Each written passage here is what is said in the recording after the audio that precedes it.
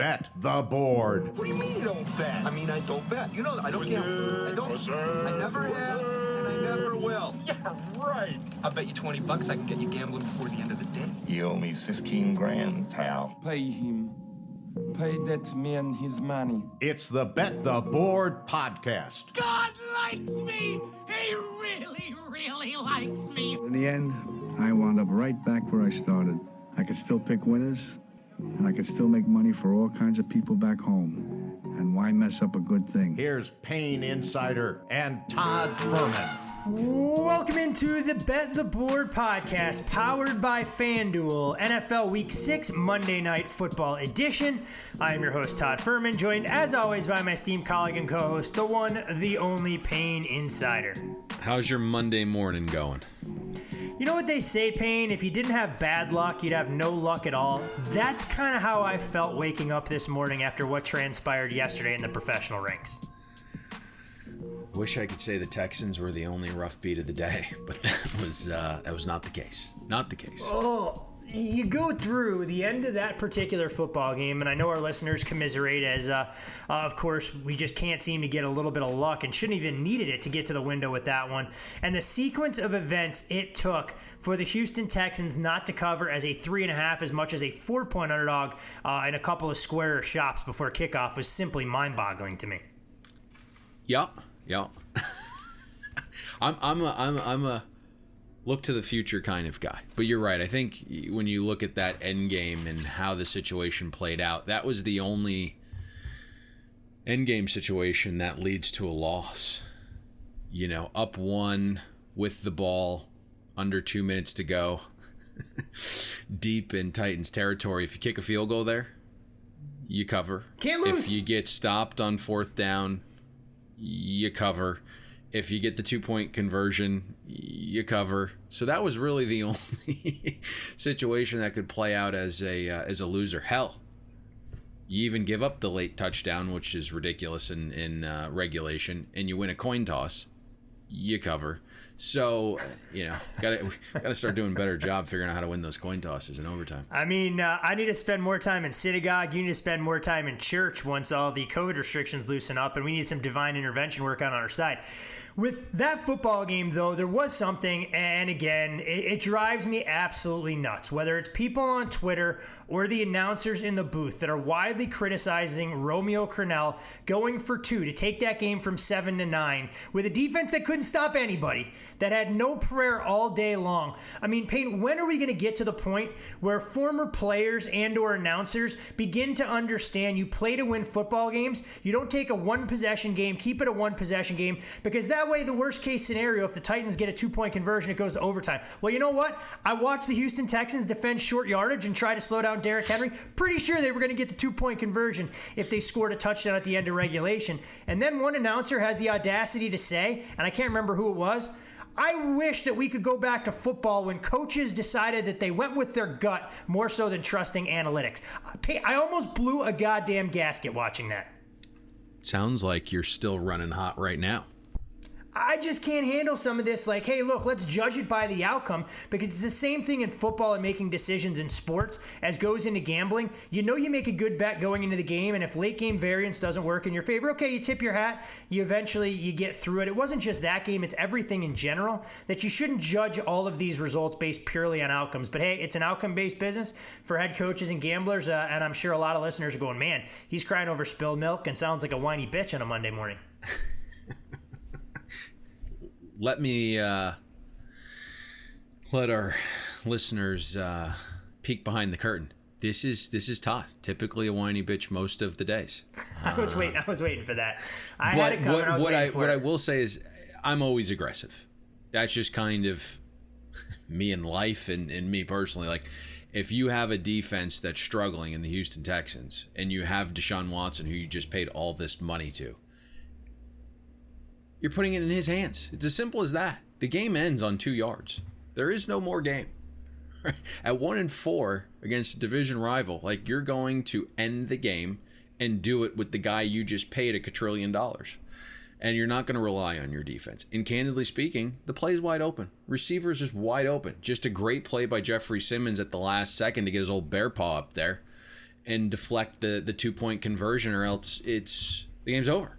So defensively, though, I get you play prevent defense. You don't want to have anything behind you, but Jesus, I mean, they're just allowing gashers like 25 yards. I didn't understand what they did defensively there on the final possession, and then they kind of gave up there in overtime. The defense was just gassed, and they weren't willing tacklers. Let's just put it that way. My favorite play of all, though, 3rd and 5, they put Derrick Henry in the Wildcat, and Romeo Crennel, instead of using a timeout, what did they think? That Derrick Henry was going to throw from that position?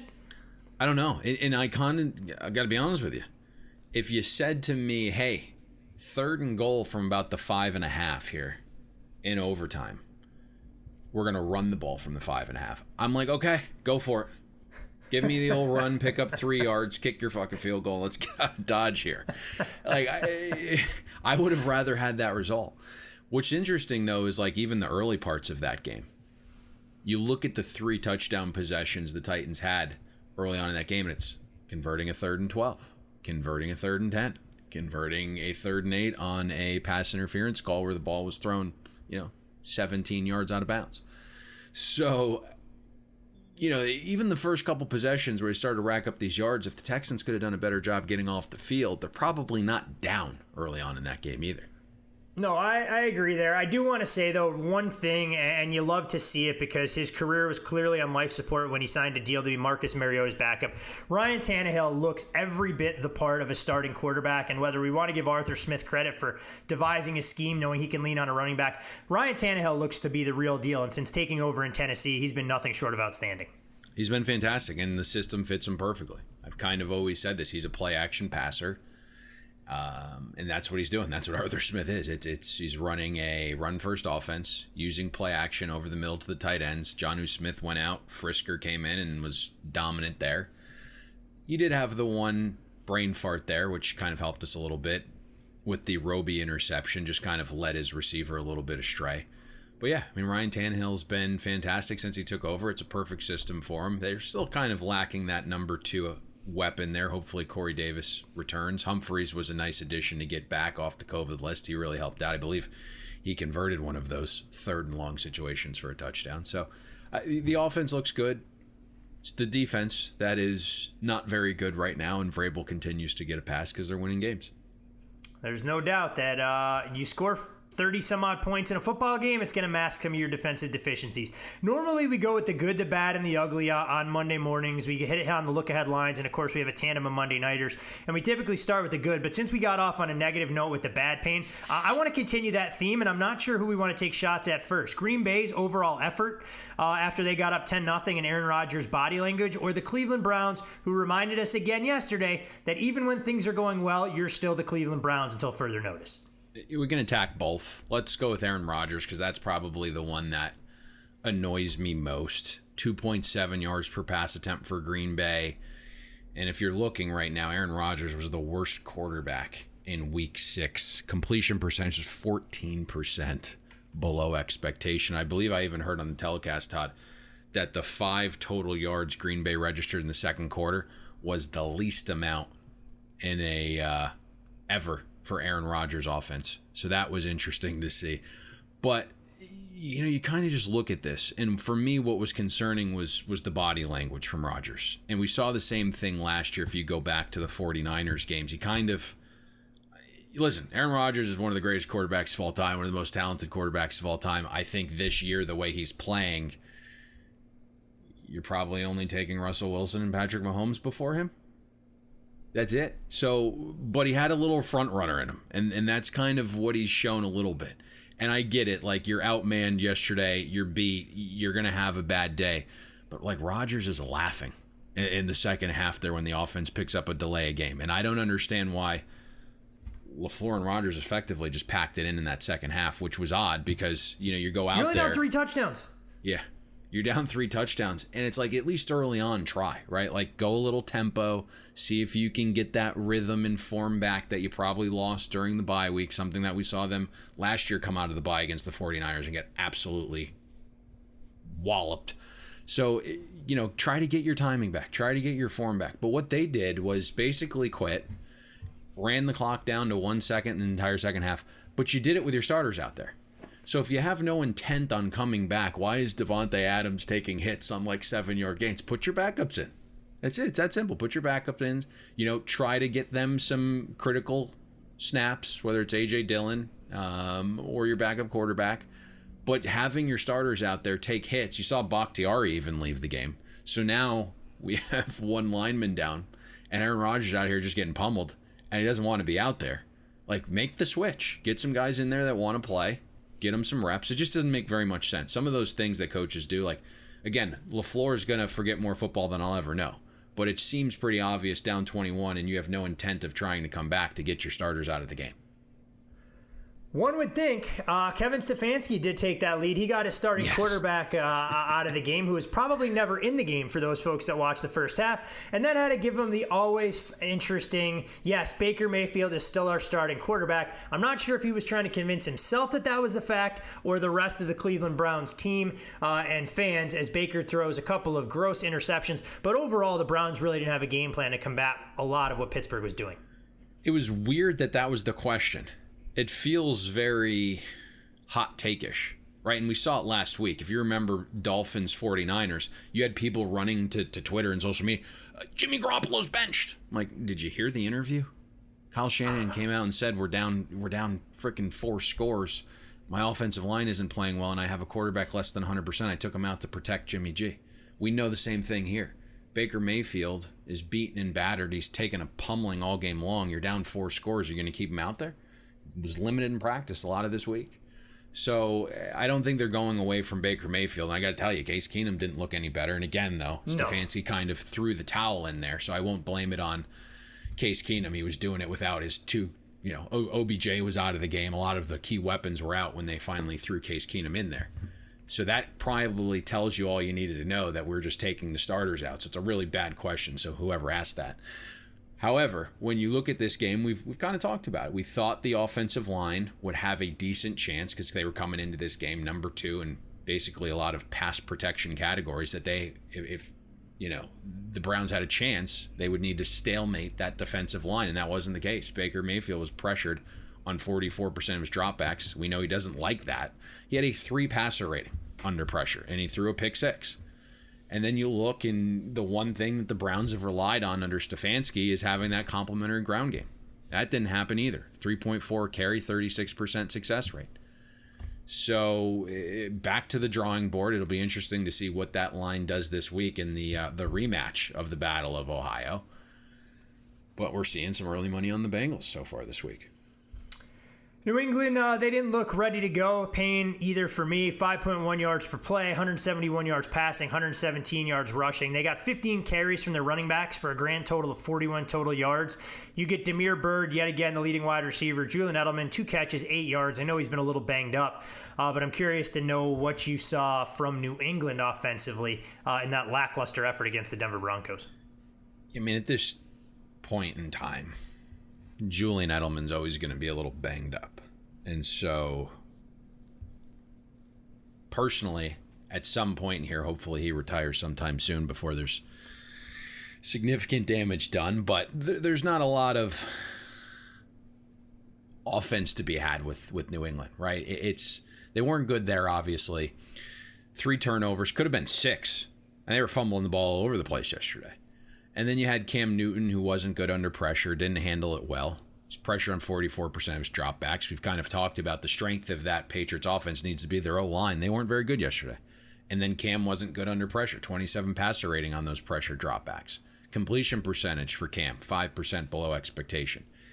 It just feels like what we've been saying, Todd, right? This Patriots offense doesn't have a lot of weapons or game breakers. It needs to be a more physical at the point of attack offense that's efficient down to down. And that wasn't the case here. And then obviously, right, you see it steam down from 10 to even 6.5 some places. And it was pretty warranted because the defense wasn't as good as the final score either. It's basically the Denver Broncos poo-pooing themselves in the money zone. It's a field goal fest. It was like an EPL match out there. But if Denver converts 6 field goals, baby. Yeah, if Denver converts a few of those for touchdowns, this isn't even a game that's close. So ugly day there for New England. Yeah, there's no doubt about it. And the Patriots are under 500 for the first time. It feels like an eternity after 5 games. We'll see if they can get things back on track when they welcome in their former teammate Jimmy Garoppolo into Gillette Stadium next weekend. But I don't want to be all negative, Payne. It's a Monday, and we want to get things started on the right foot. There was some good that came out of yesterday, and I think, you mentioned Tampa Bay's offense, so I'll let you kind of take that one. The Colts, they find themselves in a 21-0 hole, 24-7 before they battle back. Phillip Rivers decides he actually wants to look like he's still able and capable of playing the position. 29 of 44, 300-plus yards, 3 touchdowns. Huge bounce-back performance from him in the wake of how he appeared in the loss to Cleveland last Sunday. I'm not going to let you and everyone else just throw this guy under the bus like he's not a Hall of Famer. Okay? He's a stats accumulator, but yes, he's a Hall of Famer in my opinion. Although, you know what? It's interesting when you talk to people. He's one of the more polarizing guys of our generation in terms of if people believe that he's got the credentials and resume to make it to the Hall of Fame. Doggone it. Shoot. He doesn't curse either. Did you see that clip that was surfacing around from the Jets game? Phillip loves to run his mouth, that's for sure. But it's hilarious, but he won't curse, so it becomes like the funniest shit talking ever. But listen, you go back and you look at this game, and everyone again threw in the towel last week with his performance against Cleveland. And for me, when I look at this week, he saved the season. This wasn't a very good week for quarterbacks. If you just look across the board, some totals were, went under the number. You're looking at some quarterback performances. Rivers was just 1 of 7 passers to have a completion percentage greater than expectation. And this, to me, was the Colts season kind of on the line here. This is a massive swing game going into the bye. You're either 4-2 or you're 3-3 dropping an important, home game that you're favored in by more than a touchdown. These are games that you can't lose. So when you go down 21-0, I thought Rivers did a good job battling back, especially, and this is why I've been hammering this home and kind of leaning again on the side of Phillip Rivers. Look what he's working with. Parrish Campbell's out. Michael Pittman's out. Mo Alley Cox was out. T.Y. Hilton, he needs more pep talks from grandma. He looks like a shell of himself right now. And you go to this box score, and Todd, I know you know the college game better than I do, but I kind of pride myself on knowing just about every player. I had to do a double take. I have no clue who Marcus Johnson and DeMichael Harris were until I kind of looked at this box score and was like, oh, okay, this is who these guys are. But, again, like everyone kind of threw in the towel there on Phillip Rivers, not being cognizant of all the weapons that are out and injured. Rivers goes out, and I'm looking right now. Coming into this week, Cincinnati had the 9th most efficient pass defense. Cincinnati, goes out there, and I'm looking right now. Phillip Rivers, 53% passing success rate against that secondary. 8.2 yards per pass attempt, 7 explosives. Huge win, taking the Colts into the bye at 4-2. And I think a lot of us were looking for a game like this from Phillip Rivers, down 21-0 against a good secondary without weapons. This was a Phillip Rivers game. He deserves all the credit in the world for this one. Yeah, we'll see if they can handle prosperity. It's a team that we were extremely high on coming into the season. Like you said, 4-2, a lot better situation. We'll see how the Titans perform against the Pittsburgh Steelers. Of course, the division is very much a 2-horse race in the AFC South. I wouldn't write the Colts off for dead by any stretch of the imagination.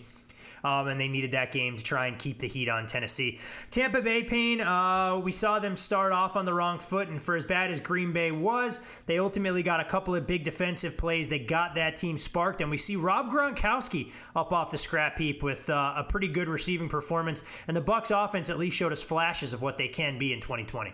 See, I don't know where you got this from, that I was like high on the Bucs offense. I just said it wasn't as bad as you made it sound. They were decent in the second quarter there. Started to get a little bit in a flow and rhythm. You got the offensive guys back healthy out wide. And I thought Tom Brady looked decent. There really wasn't a need in that second half with Green Bay ultimately quitting. So the full game metrics don't look the best. I think when you really want to praise somebody, it's the other side of the ball. Todd Bowles continues to be an absolute beast. This is one of these things where like you feel so good about calling this. The day they hired him, I said this was a fantastic hiring, bringing in Casey Rogers as well. And it's this really interesting defense, right? You have like these older guys along the defensive line playing on short-term deals looking to like get paid. And then you have these young guys in the back half that don't know any better, that are just uber talented. And they're just flying around to the football. And Aaron Rodgers looked like he wanted to be anywhere else but on a football field. They pummeled him yesterday. Todd Bowles deserves all the credit in the world. And it's the key here is the defense has been so good, it's buying time for the offense to have a little more cohesion and figure out what their identity wants to be offensively. Huge game this week, obviously, on Sunday Night Football, though. I know Gruden has probably been chewing on pencils for 2 weeks here at the thought of getting revenge on the organization that fired him. I'm going to try and weasel my way in through a service entrance to try and see that game live in person. I got to figure out who I know to get me in the building. Probably wouldn't be difficult. Probably could make that happen if you're being serious. Oh, well, may have to talk off air then. I haven't seen a live football game in quite some time. So in a pandemic-filled world, more than happy to try and partake in that kind of opportunity. Todd will wear a mask, though. Todd will wear a mask for everyone who doesn't feel like anyone should be out in public right now. Here we go. No, I was trying to help you because people probably get mad that you're out in public. So I just want to make sure that you'll be following all the safety protocols if you are out there. When we look at some of the ugly stuff, we talked about the Texans defense. I'm not taking your bait. I'm not taking it this morning. Injury-wise, we did see a couple impactful injuries, the most notably to Devin Bush, torn ACL for the Pittsburgh Steelers. Do the Steelers have anybody on that roster, Payne, that could potentially replace his overall impact, or is this defense that we had questions about coming into this past week take a step back for sure? It's certainly a massive blow to their defense, and it'll be interesting to see how they choose to replace him. And, kind of digging into some of those metrics, we weren't completely sold in terms of how good this Pittsburgh Steelers defense was. Obviously, they were fantastic yesterday, but Bush is a massive loss. And it was a guy that they have kind of keyed on going and getting in the draft a few years back. He's very versatile, has no problem coming up and supporting in the run game, can handle coverage responsibilities as well. So this is a massive loss. And I think we discussed this a little bit a few weeks back, is the frontline guys here for the Steelers are fantastic. Not a ton of depth. And that will certainly... they'll have to find a guy. I don't know what they're going to do to replace him. Maybe you go out. I know a lot of teams are going to be dumping more players this year with some of the salary cap issues that are kind of transpiring. Not sure where that salary cap will go next year. So I think you could potentially see Pittsburgh being a buyer here at the deadline, trying to find some help at that position now. A couple other injuries. We're not quite sure of exactly how impactful they were. Taylor Lewan feared to have a torn ACL along the Titans' offensive line. And as far as Philadelphia, just want to highlight some of the bigger ones. Two of their key skill position players were unable to complete the game against the Baltimore Ravens, Miles Sanders and Zach Ertz. We'll obviously talk more about that tandem when we preview the Eagles' Thursday night tilt against the Giants about 72 hours from now. But it looks like Lewan could be out on that Titans' offensive line. And I guess it'll be trial by fire for Ryan Tannehill and company when the Steelers come to town next Sunday. Yes. So it didn't look good for Taylor Lewan. They think it's a torn ACL. Going in for an MRI this morning, so we'll see what comes of that. Jonnu Smith also left in that third quarter. But for the Eagles, why you were seeing steam on Baltimore, I kind of want to phrase this without getting in too much trouble here. Not that Philly was throwing away the game, and we saw how that certainly ended. They covered the number, any number, and blew up some teasers there at bad numbers if you were getting in on Baltimore late. But the reason that moved was Philadelphia's cognizant that the best way to enter the playoffs is looking in their own division and saying, hey, we just got to be focused on these division games. And so while they had a game plan that was an attempt to win, all the guys that were not 100% sat this one out knowing that there was a quick turnaround division game on Thursday night. And they thought they were going to have a fully complement of weapons offensively with, Lane Johnson returning and Elshon coming back and Deshaun coming back. And then all of a sudden Miles Sanders goes out with a knee injury. And my understanding is that that's going to be a couple weeks, but we'll see. My understanding was it's an MCL, but I don't know. We'll figure that out. But my feeling is probably a long shot for Thursday. Zach Ertz, I didn't see that one. Ankle injury is what I'm seeing now. Yeah, ankle injury, and I couldn't tell the severity of it. Didn't see it in real time. Just saw a highlight or two of it. Obviously, Miles Sanders is their best and most versatile weapon. An absolute, explosion bomb anytime you can touch the ball. We already know you're without Dallas Goedert, so if Zach Ertz isn't there, that becomes trouble. We've already talked about Philadelphia over the years. They love running 12 personnel, 2 tight end sets. You don't have either of your guys potentially on Thursday. So what does that mean? You're probably going with a little more 3 wide receiver set action. So it'll be vital that Deshaun Jackson is back and maybe we see Alshon for the first time. So something to monitor there, but it certainly changes the dynamic and at least the mindset Philadelphia had hoped to be coming into this Thursday night division game with. The good, the bad, and the ugly, always a fun way to start our Monday. By the way, go ahead. Credit to the 49ers defense last night, I thought. You know what? I completely ignored that game, and that's entirely on me because I jotted down a lot of my notes, and I'm glad you brought it up because I think the 49ers defense deserves credit, and I also think the 49ers offense deserves credit, albeit the second half without Raheem Mostert looked like a completely different unit. Yes. The one thing we talked about on the Sunday night breakdown was Raheem Mostert was going to have a field day, and he certainly did in the first half. Pops was not happy betting Raheem Mostert over 72.5 rushing yards, was not happy that Raheem couldn't contribute 8 more in the second half. I'm sure that was a fun way to end the day with the Giants' first half under blowing up due to a roughing the punter and the Vikings total and the Texans and whatever else transpired yesterday. He hasn't written me out of the will yet because there ain't much in the will to begin with, so I'm in good shape. So, yeah, listen, I thought Jimmy G looked healthier. He was stepping into the ball. The offense Kyle Shanahan had a fantastic game plan to start. That opening drive was perfection, but Jimmy G looked good. Had a couple critical third down completions, got back in a nice vibe with George Kittle. So I thought the offense did very well. And they just hung on for dear life late with Mostert going out, which is most of their offense there in the first half. But I thought the 49ers defense flew around last night. They got back to kind of being who they were. That's a difficult task, that Rams offense, just because of everything that Sean McVay does with motions and play actions. And it's just a tough offense to prepare for. And again, I kind of say this all the time. There's not a ton of talent on the offensive side of the ball for the Rams. I truly believe that. But, what McVay does, it just puts you and stresses you. Like, you have to be fundamental, and a lot of teams aren't. But to me, 5.3 yards per play allowing that Rams offense to last night was awesome. Goff didn't look very good, just 5 yards per pass attempt and a 42% success rate, only 2 explosive passes. I think you tip your cap to a beaten and banged up 49ers defense. They were fantastic last night. They did get a touch healthier there in the secondary, but still. I thought it was a really, really huge performance from that defense. And we talked about how important it was for the Niners to get their season on track. The schedule doesn't get any easier going forward. You look at the opponent winning percentage of the teams that they have remaining, or at least the next couple of weeks. We're flirting with 70%. So Kyle Shanahan, the wizard that he is offensively, going to have to try and get this team to build on that big divisional win against the Rams. And we'll also see the Rams on full display in prime time a week from today when they play host to the Chicago Bears, as the Rams now sit at 4-2 on the season, 4 wins against the NFC East, 0-2 against teams that I would define as actually having a pulse in the National Football League. You can follow Payne on Twitter at Payne Insider. I'm Todd Furman. You can follow me there. Most importantly, follow the podcast at Bet the Board Pod.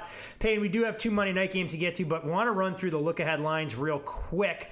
These numbers updated this morning from FanDuel. We're looking at the Atlanta Falcons, a 3-point favorite coming into this past weekend. Atlanta was only -2. Interestingly enough, the Falcons do go on the road and get a convincing win against the Minnesota Vikings, but the Detroit Lions, no slouch coming out of the bye as they committed to the ground game and look to be pretty buttoned up, which is something we can't say often about Matt Patricia's group.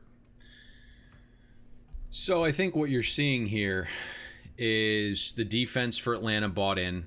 They did get a little bit healthier with guys in the secondary returning the last few weeks.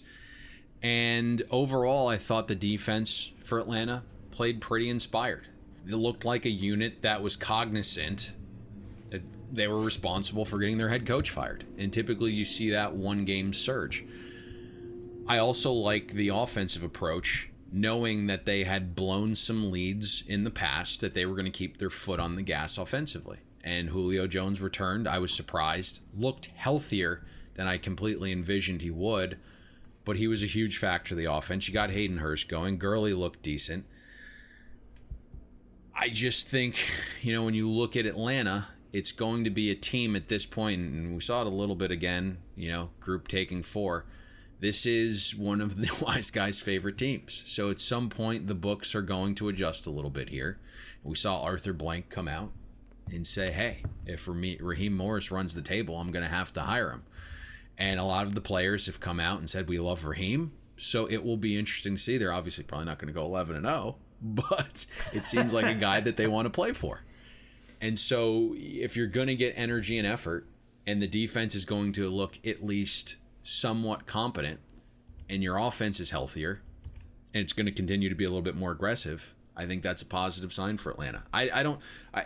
Detroit is, they did what they needed to do out of their bye week. They exceeded expectations. They're covering that number against Jacksonville, but I think we're starting to see what Jacksonville truly is at this point. So to me, the Atlanta win was far more impressive than Detroit's. Would echo those same sentiments. And when we stay in the NFC South, the New Orleans Saints will come out of their bye playing host to the Carolina Panthers. Your look-ahead number at FanDuel had New Orleans a 6.5-point favorite. Number now through the key of 7, out to 7.5 in the wake of Carolina coming up a bit short at home against the Chicago Bears. A lot of incest in this game. This is the incest bowl. So a lot of familiarity going on with these two teams. If you kind of just look at, I'm not a huge trend guy, but if you look at how New Orleans has come out of their buys in the last handfuls of years, they typically do pretty well in this situation. I think you're obviously going to get Michael Thomas back. There's going to be a couple other key cogs that are healthier. That bye week was much needed for some defensive guys as well. And, Carolina is a great story. It's a good story. But I'm not quite sure what they are. They're banged up on the defensive side of the ball, so you have to monitor some of those injuries as well. Gross Matos didn't play this week. We know Kawan Short was out as well. A couple other guys dinged up. Teddy Bridgewater kind of came back to life a little bit yesterday against the Bears defense once they got pressure. Teddy Bridgewater was actually the worst quarterback of the Week 6 quarterbacks that have played to this point under pressure. Had a passer rating of 1 with the heat on, 2 interceptions as well under pressure. So, I think it's been a great story for Carolina. It's a team that's always going to battle with Matt Rule, but tough spot here, I think. For sure. We'll see exactly how that game unfolds. But, Payne, we do have some games tonight that'll end up wrapping up Week 6, and we can start with the nightcap. We can start with the early game. Wasn't sure where you wanted to go to get things kicked off as far as actionable events this evening. Yeah, let's just go in time order. Whatever. Start with Kansas City, right. Buffalo. That's fine. Time order it is. The Kansas City Chiefs on the road in Orchard Park, New York. 5.5-point favorites at FanDuel. Total on this game as low as 54 right now. This number did open substantially higher at some shops. We saw 58s out there in the market. Maybe a little bit of weather playing a role here. But two teams coming into this game after very disappointing performances. Kansas City, of course, losing on Sunday to the Las Vegas Raiders as double-digit favorites. And Buffalo, well, they laid an egg, giving up a 40-burger against the Tennessee Titans despite being a 3-point road favorite. We know the Chiefs have been lining people's wallets. If you bet them blindly over the last 41 games, 27-14 against the spread, the number. And you made an interesting comment, Payne, talking about these two teams and their potential trajectories. Which side of the ball for you is a little bit more intriguing to watch in terms of its impact on the overall outcome this evening? I think this entire game is intriguing from the standpoint of we had Buffalo come out of the gates scorching hot. There's probably only one direction they could go. And you have Kansas City kind of just like wallowing around. They've played really one good football game all season. It was Monday night against the Baltimore Ravens. We haven't seen their peak game too frequently this year. And, when you look at the Chiefs' offense right now, I think Mahomes just needs to be better. Plain and simple. Get back to being fundamentally sound. And if you look right now, it's tough to even say this out loud, but Patty Mahomes' completion percentage, 5% below expectation. Only guys like Driscoll and Flacco and Haskins and Sam Darnold have been worse. Now, he does a lot of other things better, but, just looking at the pure accuracy, it's not up to Mahomes' standard. And you kind of hinted at there's potential rain in the forecast here, so I think being fundamental for Mahomes is probably pretty key. I think even with the rain, though, there's going to be some opportunity here against this Bills defense. And I don't think this is probably surprising to anyone who's listened to this podcast. We called for Buffalo's defensive regression in the the preseason previews there.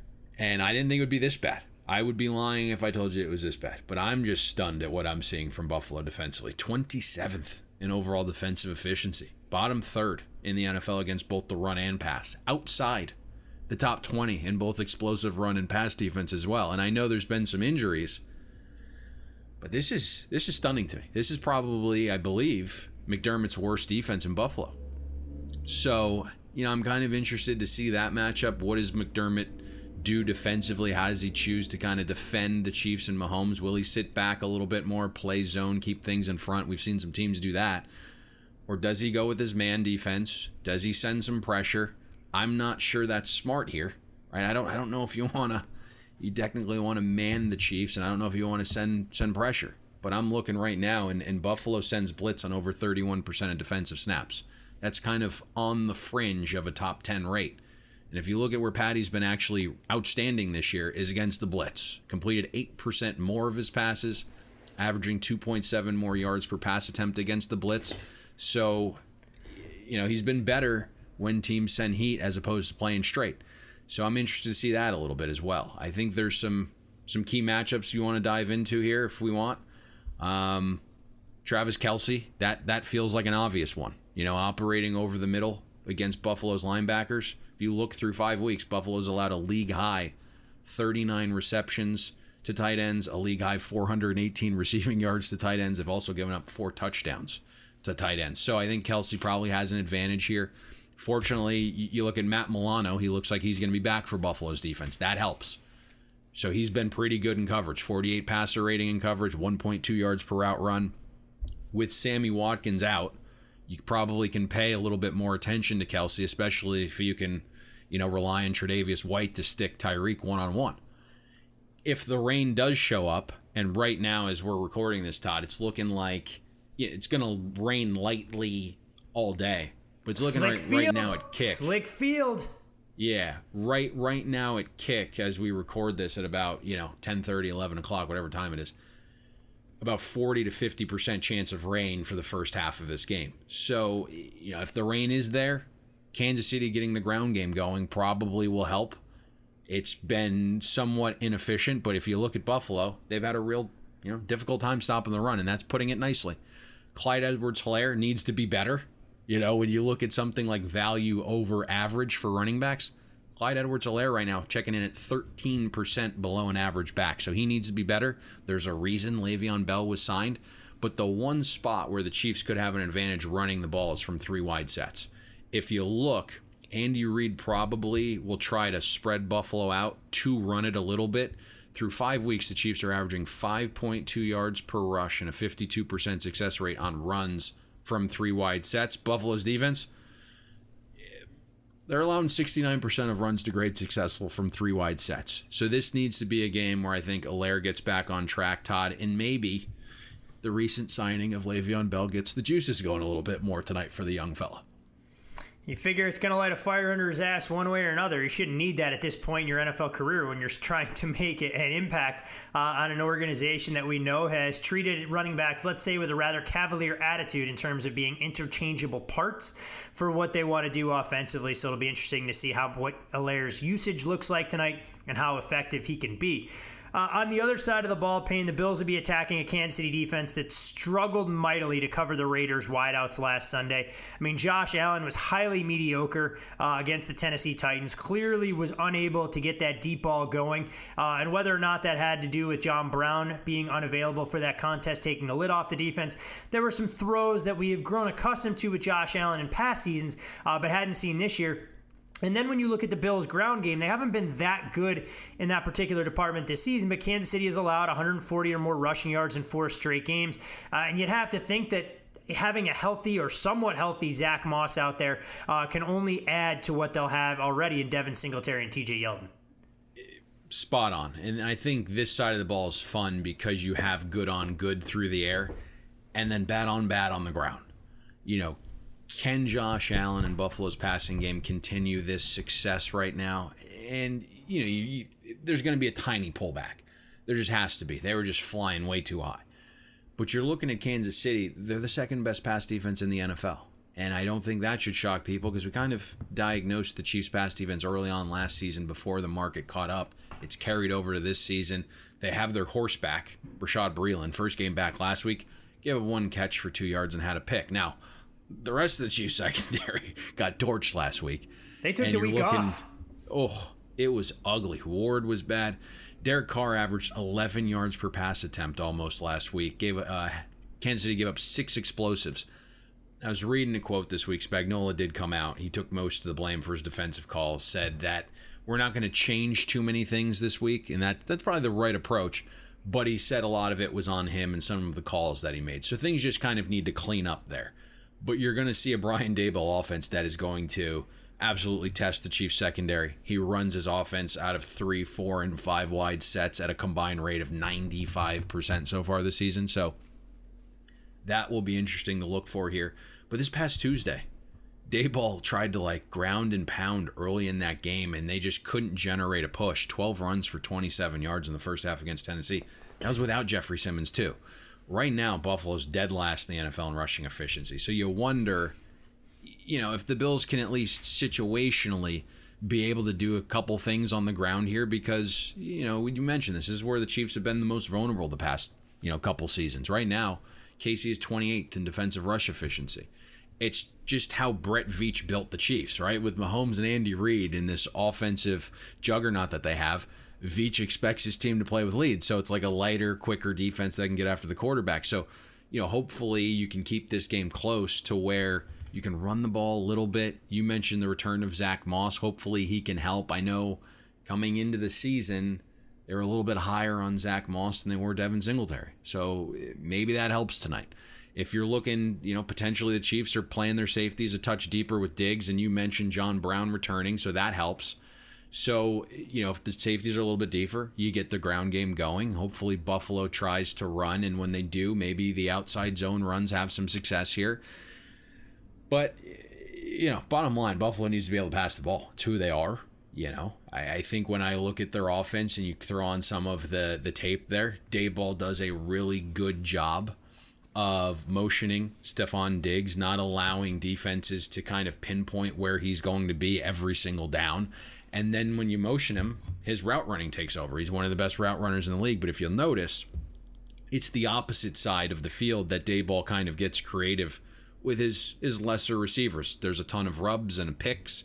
So, if Diggs isn't there, there's likely, some ancillary option that's being manufactured open, and it helps now that John Brown's back. So, to your point, I think that we're going to see a little bit better performance from the Bills offense here with John Brown back. The key is being better on early downs. And I know you watched that game Tuesday night, Todd, every second of it. But the announcers Tuesday were raving about how great the Bills were converting 13 of 17 third downs. I get it. It's nice that happened, but it's not sustainable. You have to be, good on early downs so you don't face 17 third downs. And that was really the problem Tuesday night. If you look the first 3 quarters, Buffalo averaged 3.6 yards per play on first and second down. That's not going to work tonight against a tricky Spagnuolo defense. So I'm really intrigued with this game.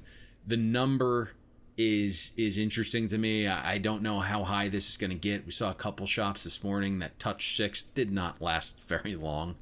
So my feeling is at 6, that's probably the buy point here from pros on the Bills. Total move all because of weather, in your opinion, or do you think game flow will play a role that we've seen it move more than a field goal towards the under? Listen, I say this all the time. We aren't in a situation yet where there are many models saying 58 has value to go over. So typically at that point, there's only one direction these games can go. And so we saw a little under money. You mentioned the weather. You have a pass-first team in Buffalo against a very good pass defense, regardless of what we saw last week in a 60-minute sample size. They've been very good for the last, full season of games under Spagnuolo. So that's interesting. You have some weapons down with Sammy Watkins. And, Buffalo's defense got a touch healthier. Maybe we see one of these teams try to establish the ground game with the rain. We know neither defense is great stopping the run. So all of a sudden you get one of these teams, or God forbid both of them, that are having some success on the ground. It's going to shorten the clock a little bit. So I'm not certainly going under, especially at 55. And again, 55 is a key. So I'm not running to go under 55 at this point. But I think, again, partly the no model is going to say 58. And then you do have some weather. And then you have two teams that are porous stopping the run. And so maybe you see a couple teams that have a little bit better success running the ball than they've had through the first 5 weeks. From the early game in AFC intrigue to NFC intrigue in the nightcap, where the Arizona Cardinals take their show on the road to take on the Dallas Cowboys. We're looking at the Cowboys, a 1-point favorite at FanDuel. Total in this game, 55.5. And the Dallas Cowboys remain tagged with the dubious distinction of being the most overvalued team in the National Football League. And what do I mean by that? They're 0-5 against the spread so far, trying to avoid joining the New York Jets as the other 0-6 team right now in the National Football League. The Arizona Cardinals will play their first Monday Night Football game in 3 years. Kyler Murray returns to the scene of the crime, very familiar with surroundings as a former quarterback at Oklahoma, playing Big 12 championships there, and also had 3 high school state championships that he won at Jerry's World as a standout quarterback in the great state of Texas. Payne, in this particular game, obviously all the talk will be about the Dallas Cowboys offense and how big a drop-off there will be from Dak Prescott to Andy Dalton. But this is an Arizona defense that's been extremely banged up, and they're going to be down one of their key cogs in pass rusher Chandler Jones. Kylie Fitz has been ruled out. We're not quite sure of Devin Kennard's status, who's been limited all week in practice. Do we think Andy Dalton can pick up right where Dak Prescott left off, or are we going to see a more concerted effort to get Ezekiel Elliott involved in the offensive attack, much like we saw last week against the Giants, where he toted the rock 19 times, had a good day, and ultimately found pay dirt not once, but twice? You know, listen, we're trying not to sound like other platforms, and I think we did a good job because we briefly touched on this game a little bit during Thursday's show, and then we had FanDuel's odds maker John Sheeran grazed over this game as well, and we all said that Dallas would turn to a favorite here. And as we sit recording on Monday, they are a favorite. So this is the least shocking news to see Dallas go from a dog to a favorite. Nothing, nutso here. And it's the good spot to talk about. It's the place to start is where the value lied in this game. Why is it now Dallas a favorite? And it's obviously because of the quarterback. And I get it, right? We don't want to talk about it too much. But the simple thing here is like Dak just wasn't, it's not a 6.5 or 6 point adjustment downwards. We felt it was more like 3 to this specific matchup. And, one thing that we've kind of led the charge on in the public side of the sports betting space here is constantly hammering home that the value of players change week to week based on matchup. So the drop off from Dak to Dalton this week will be different than it will be next week. And, you're looking at a defense right now for Arizona, and you kind of hinted at this a little bit. How good are they? Arizona is a team right now that's faced the easiest schedule in football, but specific to Dalton, Arizona's faced the very easiest schedule of passing defenses in the NFL so far. Yet the Cardinals are 26th in defensive pass efficiency. So that's kind of what we talk about, some of these matchups. The downgrade probably isn't going to be as substantial as if Dalton were facing the number one pass defense, right? So that's important to factor in. Then you mentioned Chandler Jones, the all-world pass rusher here. He's out for this game. He's responsible for over 15% of all of the Arizona Cardinals pressures this year. He's gone. Devin Kennard, you mentioned, is also dealing with a calf injury. Finally, returned to practice on Saturday in a limited fashion. Cliff Kingsbury, if you heard him, he was basically like, hopefully Kennard can play. I'm hopeful, is what he said. So it doesn't sound like it's 100% certainty that he's out there. And if he is out there, could he be a shell of himself? That's huge because Kennard right now doesn't get a ton of love. But of all the Cardinals defenders that have played at least 100 snaps, he's graded out their best defender this year. So that would be a substantial loss as well. This is also far and away, when you look at the cast of weapons here, that Andy Dalton's ever played with. So to me, I think a lot of people remember Andy Dalton, kind of crapped on him and see him like get booted out of town. This isn't shocking, right? There needed to be a reset there. You get the number one quarterback. There's a reason he's gone, but I don't think the last version of Andy Dalton we saw is what he truly is.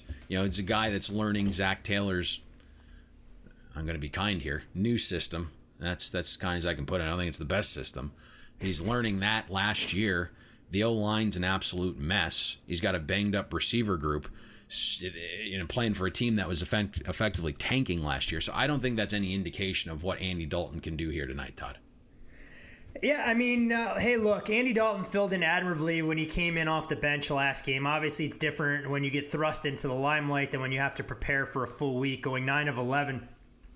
In the win against the Giants. Now, clearly, Dalton will play with a chip on his shoulder. We know he's a native son, so to speak, for the Dallas-Fort Worth area, having played his college football at TCU, so he's going to relish this opportunity. So it'll be very interesting to try and see. One thing that I found fascinating, Payne, in trying to handicap this game is how polarizing rookie Isaiah Simmons has already become for a lot of the folks that cover the Arizona Cardinals, as they've been critical of the way he's been used.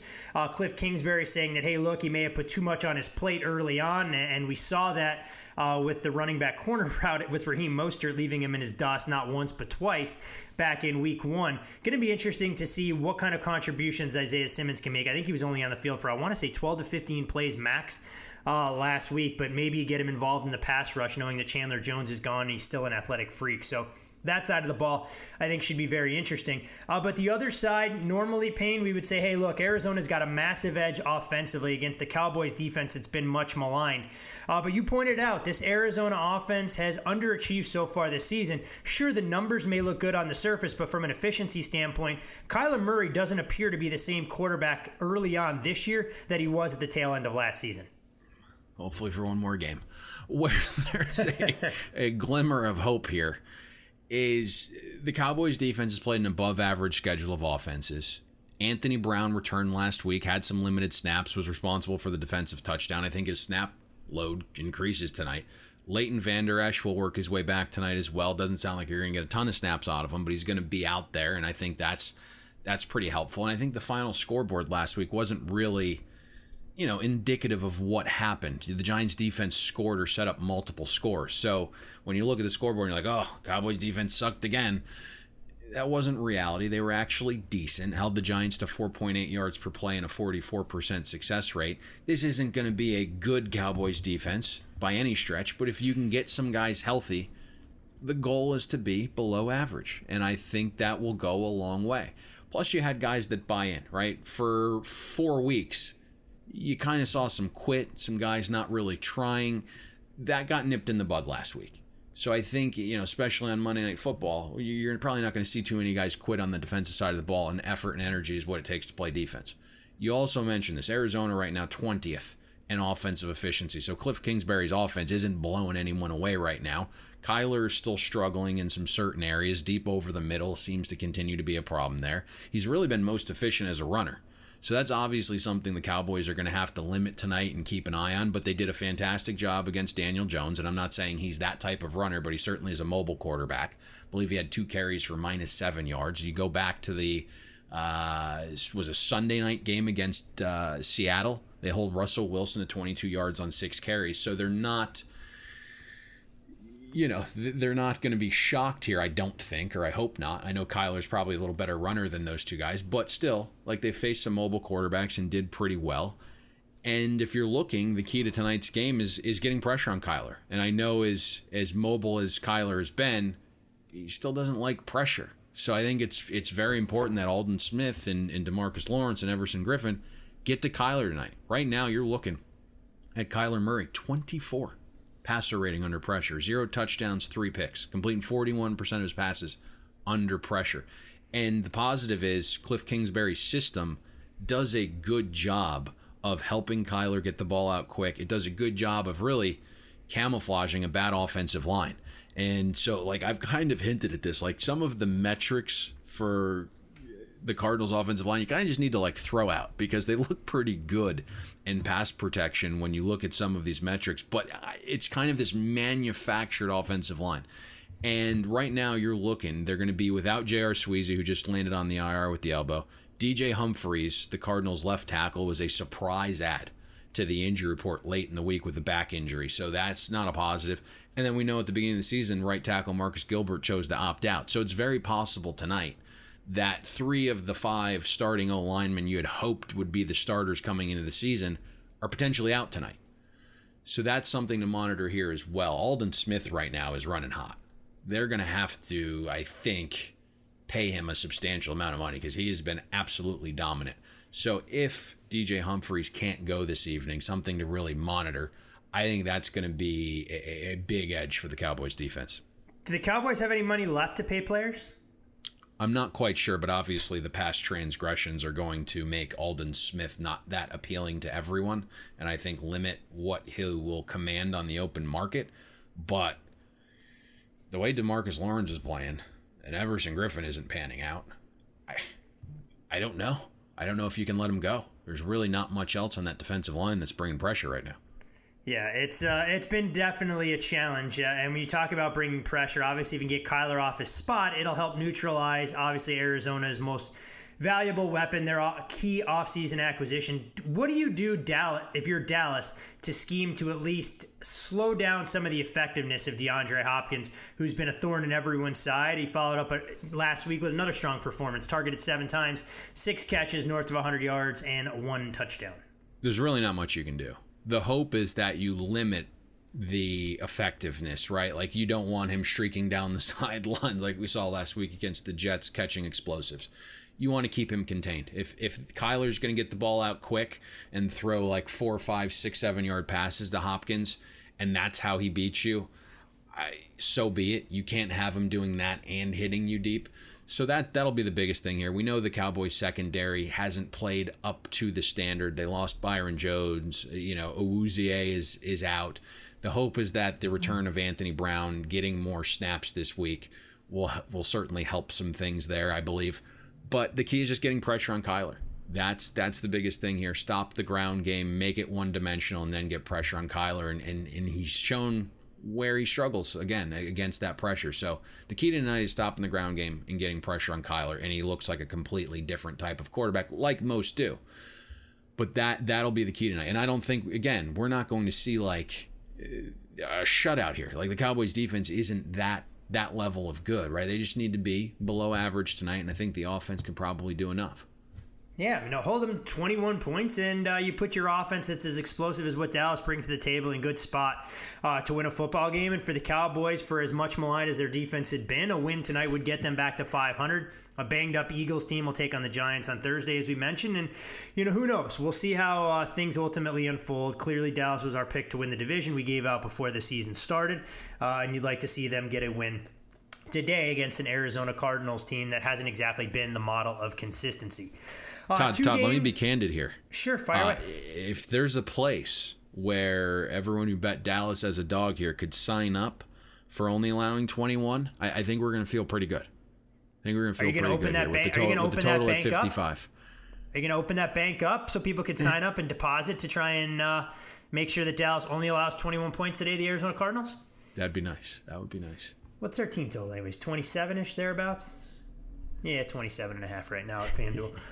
As we take a look. It's got me thinking, that's all. All right, we've done 2 games. I ranted. It sounded like a whiny bitch. Yes, I'm well aware after in the wake of the Titans loss, or Texans loss, which I 100% felt we had the right side.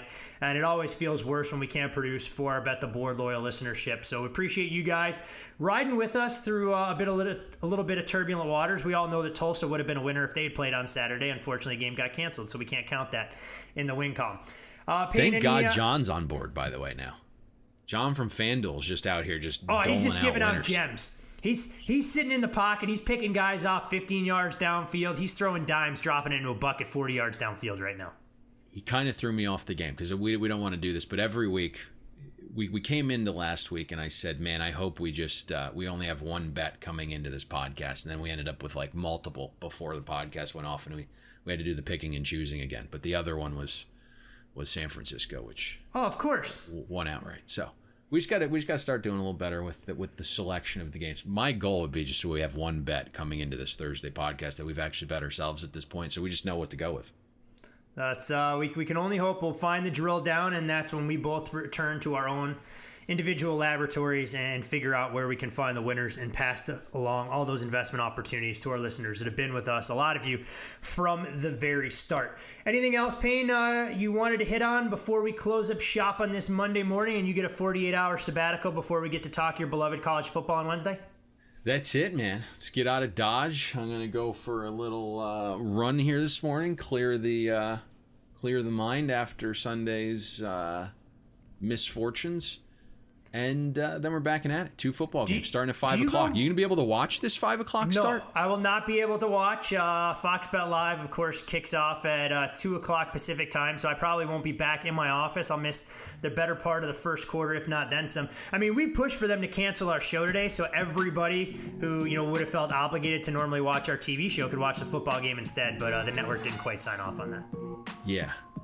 Love a little day football. This will be fun. We'll see what we got. But for Payne Insider, you can follow Payne on Twitter. I am Todd Furman. You can follow me there as well. Follow the podcast at BetTheBoardPod. Best of luck with any investments you choose to make on Bills Chiefs this evening. And, of course, the nightcap between the Dallas Cowboys and the Arizona Cardinals. Hopefully we'll see you at the window. And we'll be back right here on Wednesday. Talk a little college football with the Big Ten and Mountain West joining the big boys at the dinner table. Thanks for listening to Bet the Board. You can catch Todd and Payne every Monday, Wednesday, and Thursday during football season, breaking down the biggest NFL and college football games. And to make sure you don't miss any free best bets, subscribe to Bet the Board on iTunes, Google Play, Spotify, or wherever you listen to podcasts.